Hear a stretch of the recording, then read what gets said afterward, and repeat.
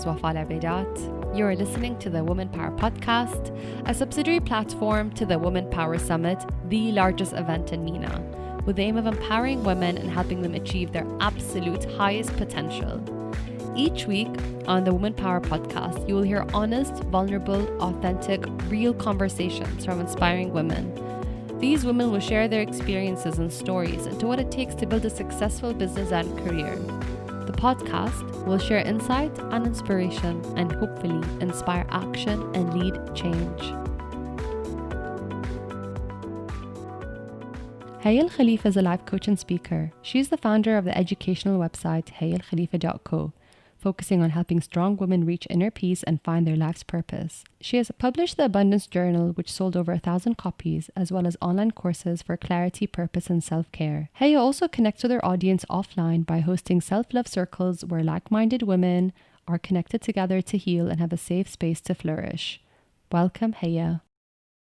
So, Haya, I'm so excited to have you today on the podcast. I met you at the Women Power Summit for the first time, which was awesome because you were with people that I also really adore, but also you had such great energy. And the first time we met and we were hanging out, we spent hours and hours talking, which was amazing. And ever since then, we've been in and out of each other's lives almost on a daily basis. So we've accelerated our friendship, and it's awesome to have you in my life. I get to reflect and learn. So I hope everyone listening to the podcast today will be able to experience some of that because it's really a luxury. So Haya, how are you doing this time? How are you doing during COVID? First of all, I want to thank you for having me. And I just want to let you know that when I came up to you in the Women Power Summit, I had a question. I was growing my team and I had a question and I couldn't hold it in me and I had to say hello. And you never know what you can get because that was the first time ever speaking to you, but you were so loving and so open. And I really liked that. And then, everything started to unfold from there. I mean, as in our friendship. But regarding COVID, I am okay. And I think that in general, I think the whole world needed this. And perhaps maybe we can practice this maybe once or twice a year where we can switch off for 2 months and have a holiday, because I think the world was very, very, very fast and it was hard to keep up. We were just growing and speeding things up every single day. And now the internet is saturated and it's breaking and it's asking us to go outside and to really be in touch with ourselves and to feel and to touch and to taste. And it's quite interesting how, the sickness actually that is coming is pulling us away from our senses. It's a very interesting time and it's a very interesting pandemic if we look at it from an outside perspective. How have your days been? Are you having highly productive days? Are you having very low days? How's your mood during this time? What I like to do is stick to my morning rituals. And I feel that these rituals really, really ground me. So building that habit any time in my life, I remember when you build this, when adversity comes, when difficulties come, and you have this either 5 minutes to 1 hour or practice these rituals, you will be able to face what is happening in the outside world because we tackle what is inside. So personally, for me, the morning rituals really ground me. And I feel like I am very productive during COVID and I like it. But at the same time, I want to take a break. And I did. I took a 10-day social media break and it was great. But then I went back and it looked like the world was very, very fast again. So what I do realize is sometimes we forget how to feel, how to touch, how to, the break really grounded me. I practice a morning ritual and it does ground me, but I don't know why it does ground me. So every day I do certain rituals. I meditate, I journal, I read a lot. I remember once you said, well, Mom, cut the reading because I was reading too much and I wasn't actually creating. So I was feeling really blocked. But why do you think that anchors us, that morning ritual? It's because when we wake up, we have the whole day ahead of us. but the whole day has somewhat already started. And if you don't find that sanctuary within you, the whole world is going to take from you a lot of different things, and you'd be like depleted by 12 p.m. Let's say if it's not Ramadan, if it's 12 p.m., you'd be completely off. You'd be like, yeah, I started with a good mood, but then the world took it away from me. As opposed to when you do have this ritual, you can set an intention for the day. You can have your me time. You can, whether it's at 5 a.m. or 11 a.m., depends on the person, their life, and how they live. But they can definitely find a time. And for me personally, I can share this story when I innately started this ritual. I was 23 or 24, and it was difficult for me to work. I would go to this job where no one was smiling, and I was the only one who was smiling, and it felt really strange. So I stopped smiling. And then I got really depressed. I got really sad because I wouldn't say good morning and I wouldn't smile. I would be just like them. And what picked me up was a morning ritual. So I would exercise, I would meditate and pray and focus on myself. I would wake up earlier, like an hour or two earlier than I had to. And then I became my bubbly self again. And it doesn't mean that everyone is going to be bubbly, but it just means that you can find you in that ritual. You can return to who you really are, and that is what it is like for me, to be honest. I love the part where you said you give yourself time before the world takes from you, because I totally agree. I think once I give myself time and I fill my cup, I'm able then to serve others, versus starting my day in a way where it's not about me. It's about other things. And then you almost can lose who you are because you don't give yourself time. And I think doing it first thing in the morning, or at least when you wake up, gets you to dictate the rules of your day. Yeah, definitely. And sometimes what I like to say is that even for me, practicing this ritual, it wasn't easy to create a new habit, and it took years.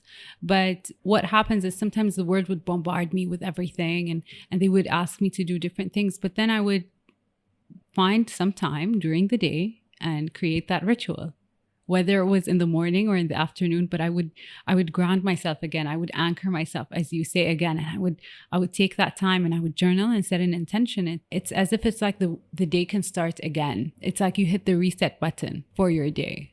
So what keeps you motivated? What keeps you working? My purpose. In the beginning, like let's say, when I was 19, I started my fashion brand. I was so passionate. But what kept me going was when I had that purposeful statement, like, I know why I'm here. I know what gives me energy. I know what fuels me. I know already that I understand. For example, my purpose is inner peace, or helping or guiding people to that.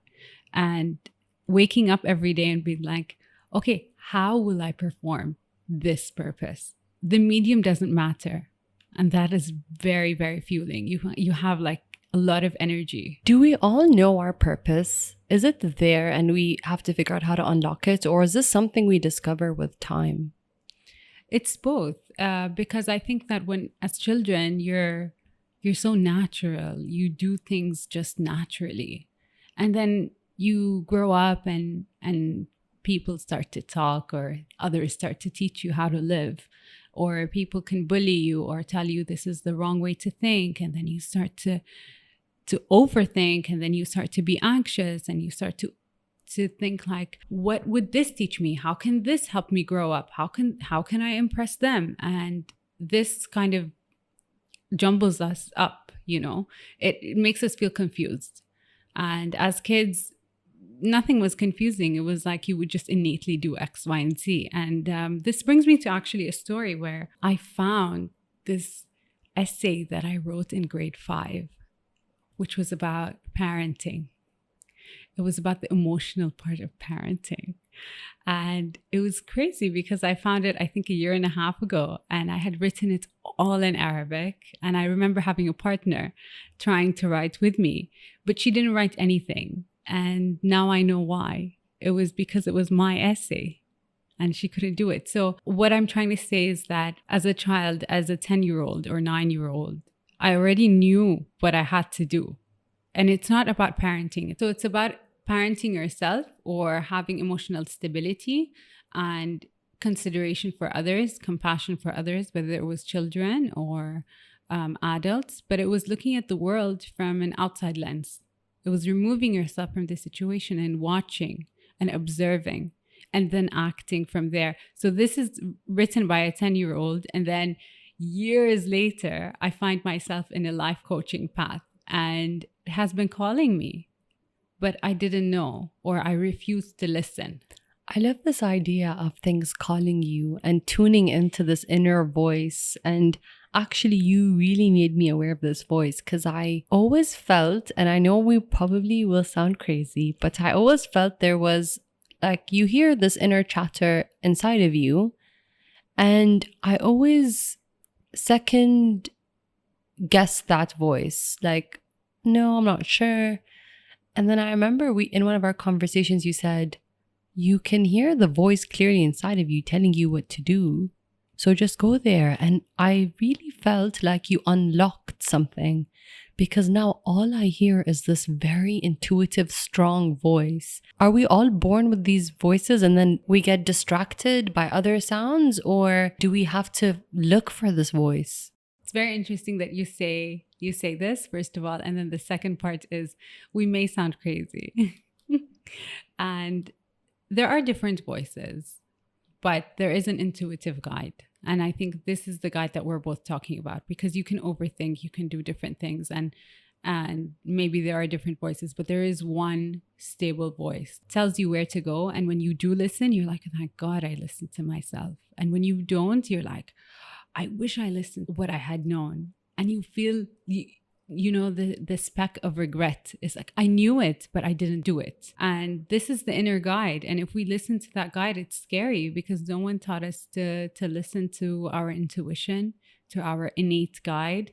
And listening to that guide, it was the first time I listened was when I was hearing this voice that was saying like, you're going through adversity and you came out of it, but there are others who are going through it too. So do the book or do the journal. And I was like, okay, I will. And then my cousin called me and she says, do you know how easy it is to publish? And I said, what? And she said, I can help you. I'm going to take you tomorrow and we're going to create your journal. And that was due to listening to that guide. So 2 questions. Is our gut always right? Is that intuition always right? Should we be second guessing it, or should we just go where it says where it wants us to go? Because sometimes there's no reason. You just hear, yes, go there. Why? I don't sometimes see the why. So are we meant to blindly follow, or are we meant to analyze, talk about it, figure it out before we jump or leap? I think no one can understand your gut feeling. And I think it's very personal. But I think what we can do is test it. So I would test it just a little bit. So if I had a gut feeling to call this person, and I would call her up and think, oh my God, I don't know what I'm doing. Like, why are you calling this woman you met once? Why are you, approaching Wafa, But I just did. And you're like, it's a win or lose. Let's just listen. Let's just test it out. And then had I not listened to my gut and approached you, we would have this amazing, amazing connection and like this friendship. So always, and I think a lot of people probably listening, or even yourself, like when you listen to your gut, you're okay. But when you don't, you're like, I wish I did X, Y, Z.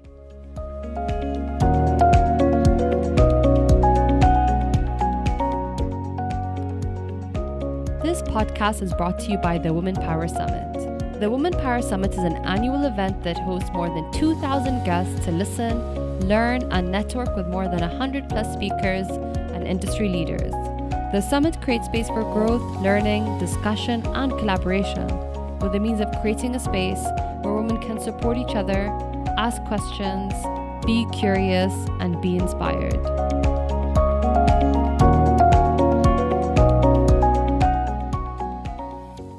Now, I want to go back to your journal. So can you tell me a bit about your journal, why you felt you needed to write it, what was it, and what's the story behind the journal? It's an amazing process, actually. And I was going through a very, very dark time in my life, and I didn't know what to do. And I was not journaling at all. I wouldn't write. And I refused to write since middle school because what the television taught me to write was all my feelings. Write everything. So you write about people, you write about bad experiences, and you're always writing about the bad, how you are victimized. So I didn't like writing. So I remember the last journal I wrote was blue, and it even had a Scooby Doo cover.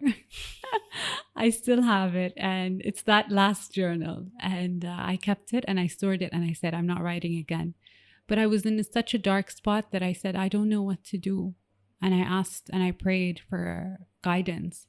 And the next morning, I opened my laptop and I saw this word called gratitude. And it was about gratitude journaling. And I said, I don't want to write. And then I said, but what have I got to lose? I've tried everything. And I was so rigid. Like I didn't want to take any pills or anything like that. I knew that anything external was not going to help me. So I said, you know what? What have I got to lose? Let's just try this gratitude journaling. And I did for a week. I wrote 3 things I'm grateful for. And then I felt good. I felt okay. I felt like me again, a little bit. And then I asked the question and I said, can this get any better? And then the answer came. Obviously, when you ask, you will get. And the answer came was Asma Allah al-Husna. So I was like, oh, Dun, dun, dun. definitely, huh? And because I was sad and I felt uneasy and insecure, I looked at Isma Allah al-Husna and I said, okay, I'm going to test this. So I chose Isma Allah al-Salam, so the peacemaker. And I wrote gratitude within the name as-Salam for 5 days. And I wrote an intention every day, and the trajectory of my life completely changed. And that's when I felt everyone, every sad person, every person who was going through everything. And they put up this facade, and I said, I'm going to reach you and I'm going to help you. And I said, how? And then that's when my cousin called and she took me. We even used the same pages that I had used for myself that were printed from my printer. And we just put it into a book, and I got my ISBN and it got approved, and I wrote an introduction and someone gifted me the cover, and then I sold 1,000 copies. And I'm like, I knew it would reach you. I knew you would get it. And it's crazy because I didn't do anything. I just had an intention to serve. So what happened after you sold 1,000 copies of this journal to people? What happened next? It built my network. I got to meet different people. And at the same time, they asked more from me. They said, okay, we see the journal, but give us more. Tell us, why is this working? How can we? And they started to ask me questions about morning rituals, let's say, about different things, about emotions, about anger, about abundance. Like, you call this the abundance journal. What are you talking about? Like, how is it working? And why did you start? And things like that. So I thought, I'm going to have to expand this. And I showed up online. And before showing up, I said, okay, I know you guys want to see me, because I was hidden behind posts. And then I said, fine, I'll show my face. Do you think that we have a culture that appreciates coaching and training? I know we're big on training, like everyone is training for something, but coaching, therapy, getting help, from your experience, coaching other people, doing one-to-one sessions, doing group sessions, do you feel like we are okay with this? We're comfortable with asking for help, asking for expertise's help, or are we skeptical? Very skeptical. And I've passed that. I've tuned into, as you say, like on the radio, I've tuned into another frequency. I don't give as much as we would say بالعربي اعتبار to that segment, because I know that once they cross that, they won't see it like that anymore. ما بيتفشلون يعني. They're not gonna feel embarrassed about that. But yeah, in general, it's like, oh my God, she's seeing a therapist, or oh, she has a healer. Oh my God. And Yeah. it's like they whisper, and it's very strange. Growing up, I always felt like I had this impression from maybe my parents that if you get help, you're crazy. Like you get help because you're nuts. So we tend to internalize everything, and يعني this idea of نستر على روحنا, and we're like, let's keep everything in the house, let no one see what challenges anybody's going through. And I just don't understand why we're not comfortable asking for help or feeling vulnerable. I think the West has taught us that it's okay, especially with globalization. We can see that everything is okay, and we're so in tune with all parts of the world. But at the same time, I want to tap into balance. And if we feel like نستر على روحنا as one part, and then the other part is self-expression. So we need to find the balance in between both. So for example, I can share my story, but at the same time, I can be reserved. I love that. And you're reminding me again of another conversation we had about inhaling and exhaling. So finding this balance. So I'm just going to share the story of, I remember calling you one day and saying, I feel so congested, I feel blocked. And you said, how did you spend your day? And I told you I read for like 6 hours. You're like, Wafa, you are inhaling more than exhaling. And that was huge. I was like, oh, I need to balance my days so I'm not taking in too much information, because I'll feel like I'm choking or drowning in it, and I have to find a way to create or build or also share or do something where I'm making something. So there has to be a balance. So where did you learn this idea of balance, and how can we apply that in all aspects of our lives? I love the idea of balance. I truly, truly love it. I think it's something that's innate, that is within me. But the term inhaling and exhaling I got from my teacher. But in general, like, to find that balance is to look at it, to see, how am I feeling at work? How am I feeling in my personal life, my social life, my relationship with myself, my connection, whether it's spirituality or education, whatever it is. Like, where can I find the balance? Where is it more, where it's less? And you would notice, because we feel resentful. We feel resentful when we don't give ourselves in a certain part, or we would feel jealous from someone else. I remember when someone coined himself as life coach a few years ago, and I was a fashion designer, I felt so jealous. But why? I didn't understand. I didn't understand that I did want to be a life coach. But today I'll tell you, oh, it called me, but it has been calling me for many, many years. You can see it. You can feel like the jealousy or the resentment, or you get upset, or they're doing XYZ, and you feel like, أنا بنتقدهم. Like, ليش هم كذي? I want to tap into this idea of jealousy, and I'm so happy you brought that up, because I want to know, why are we so jealous? Why are we so jealous when we see other people having things we don't have? Why are we jealous when we see even some of our loved ones happy and it reminds us of things that we don't have? Why do we get jealous when somebody in a different continent is doing something we want to do, or they're in a place we want to be in? Why are we as women so jealous of each other? I think in your question is the answer, because they're doing something that we want to do, but sometimes we don't allow ourselves to do it. Maybe we judge ourselves. For example, when I first saw the term life coach, I was like, I got jealous, but I said, I could never be that.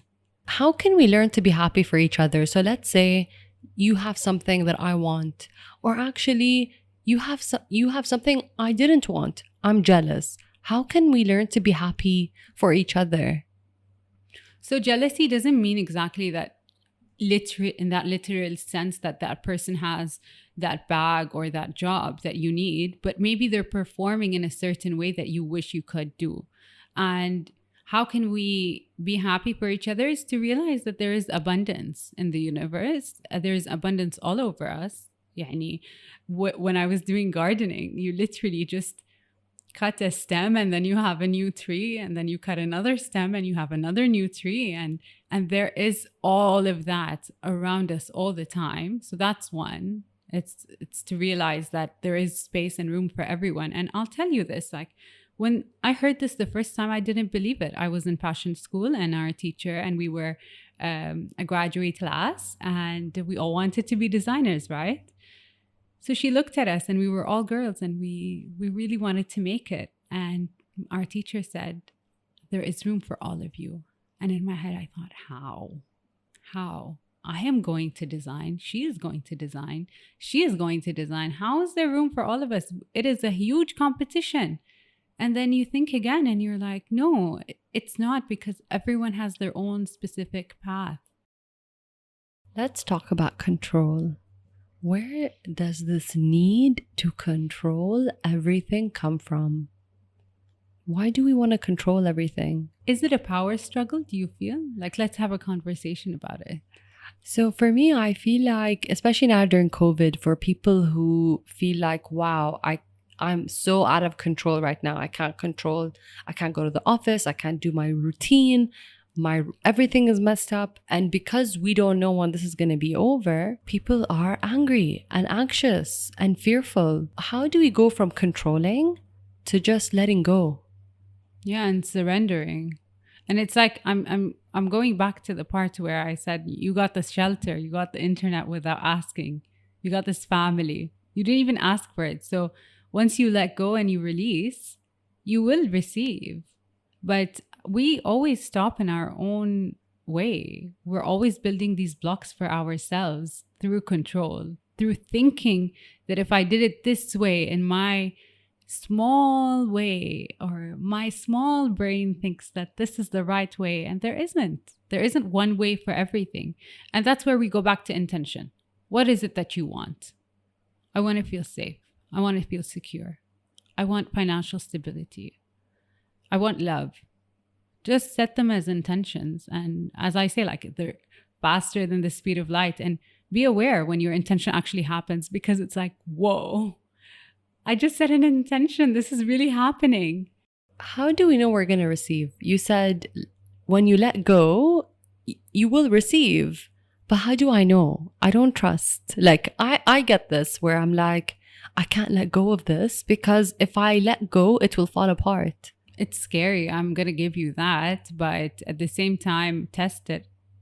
Let's test and see, because there are different facets of our lives where we want to control, right? So we set an intention and then let's test, but do it one by one, because your life might explode.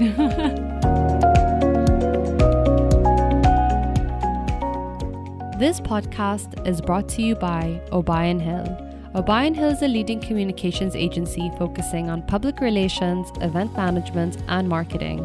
It's made up of a fantastic group of creatives in the design and PR fields. The agency first came to life in 2010 as my brainchild. Our creative consulting services were in demand in the UK after our online publication Sketchbook became an overnight success. Much like a proud mama, our agency's namesake is attributed to the place of its inception, Notting Hill. It's now 10 years later, and we're one of the leading communication agencies in town, and we as a team are incredibly proud to be working on this very podcast behind the scenes. Check us out on www.obayandhill.com.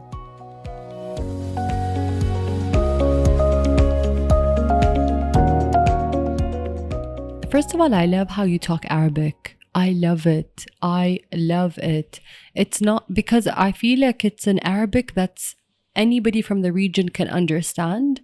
And it's a very gentle, informal, but also very refined Arabic. But it's also casual. You have a nice combination of elements when you speak in Arabic. How did you learn to communicate this way?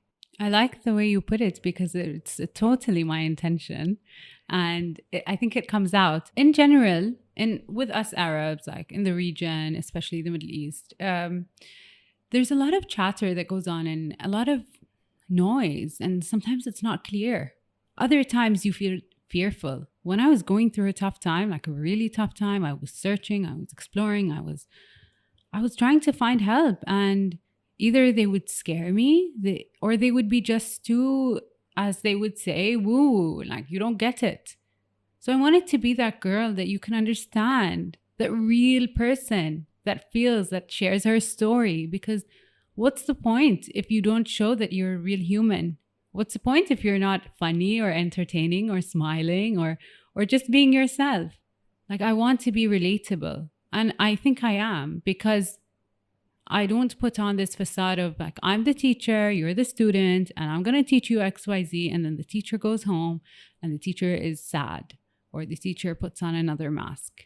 And I, I think being raw and real and refined about it, as you say, refined, it's because, first of all, it's like a job. You put on this face, but it's just refinement, nothing more. Can you share the story about the two phones? Because I love that story. Okay, so for 10 years, I refused to speak Arabic. I was 16 until 26. I said, I am not going to speak Arabic again. And as I mentioned, when I was in grade 5, I wrote that essay. It was in Arabic. But I had a teacher and he took my essay in, I think it was the 10th grade. And I thought it was the best thing ever. And I'm going to impress him now. He's going to like me. And he took that essay and he read it in front of the entire class and started to make fun of one of the sentences. And I felt really embarrassed. And at the same time, I felt like I had failed. So I said, okay, if you see it this way, I'm just not going to talk Arabic. And I didn't. For all these years. I refused to speak. I found jobs that didn't need Arabic speaking. The signposts in Bahrain are all in English. You're not going to get lost. And with family, I didn't express myself a lot, or I would express myself in English. So you limited your communication. Yes, that's pretty sad. Wow. Yeah, I did. I limited my communication thinking that I needed to take control back.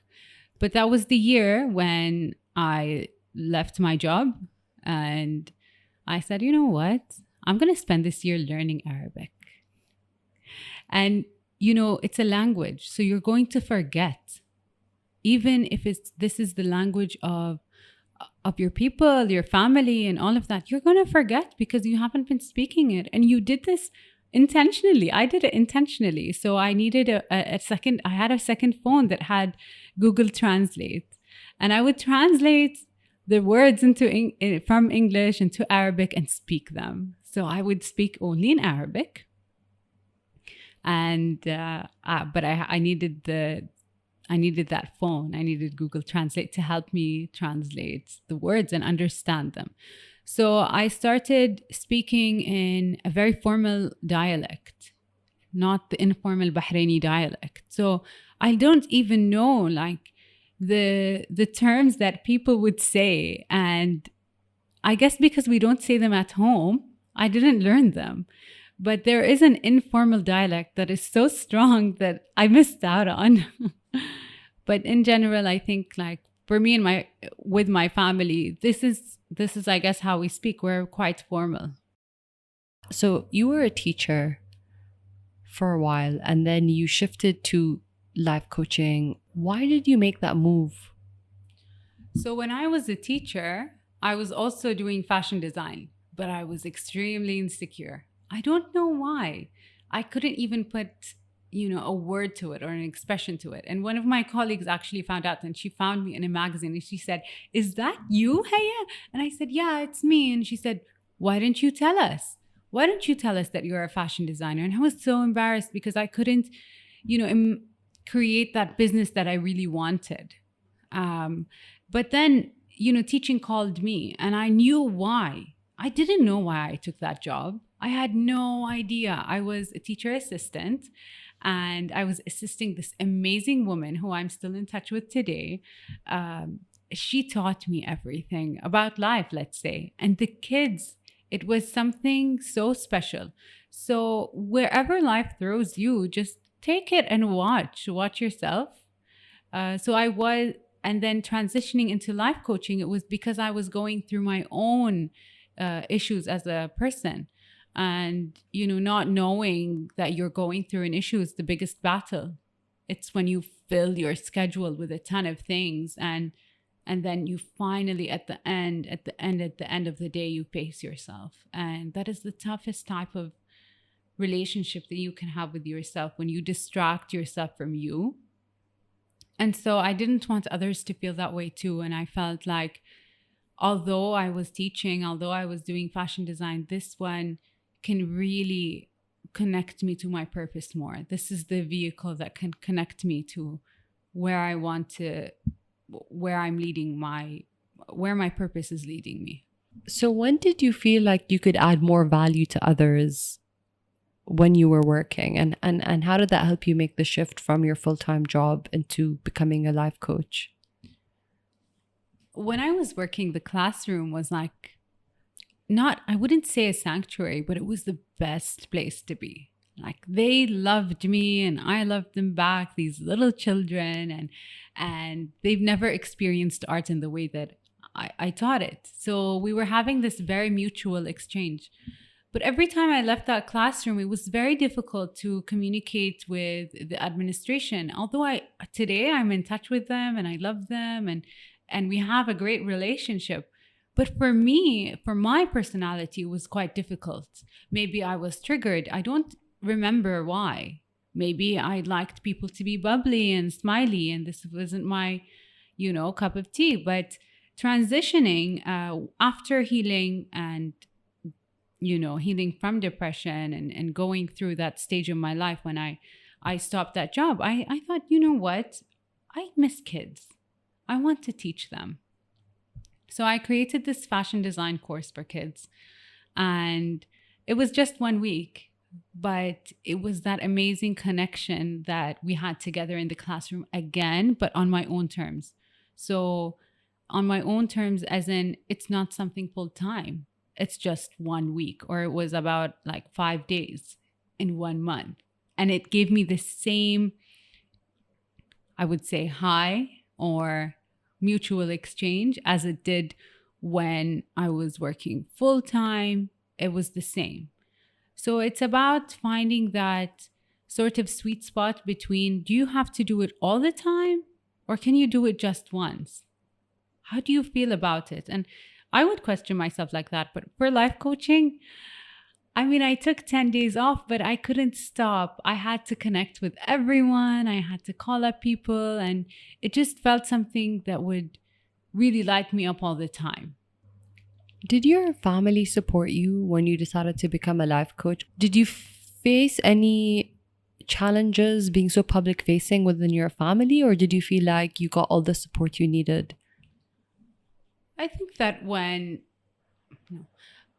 in general, my family is very public or has many public figures, and I kind of joined a club of public figures, so it was quite interesting to join that segment.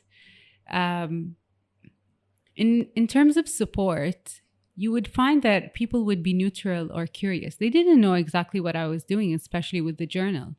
So some people really understood it, and others are like, okay, congratulations.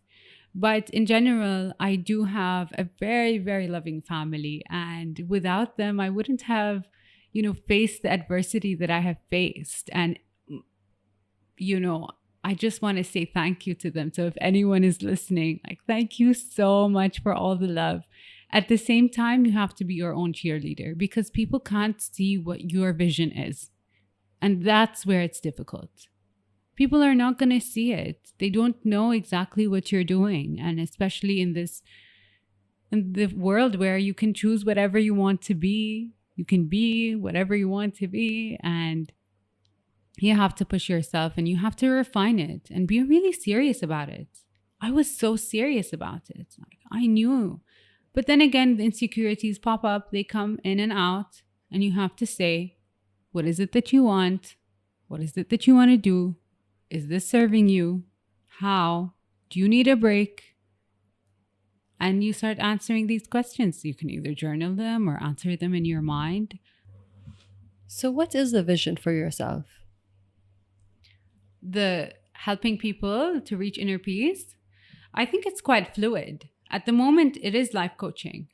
And I'm really enjoying it because I'm networking a lot and I get to meet a lot of people and, people like you.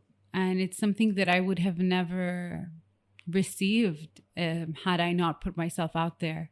And this, I feel, is really fruitful for my life as a person. Like when I took those 10 days off, I found myself connecting even more.